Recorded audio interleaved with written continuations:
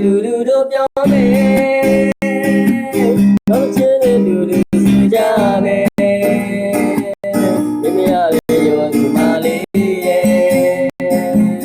နေနေတို့ရောက်ပြန်လာခဲ့မယ်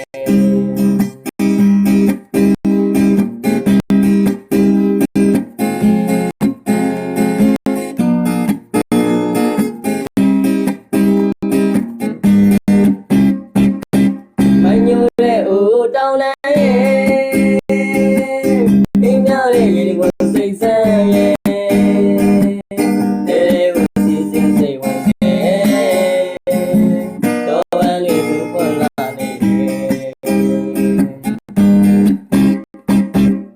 ယ်တို့တို့ရွာကိုရောက်လာမယ်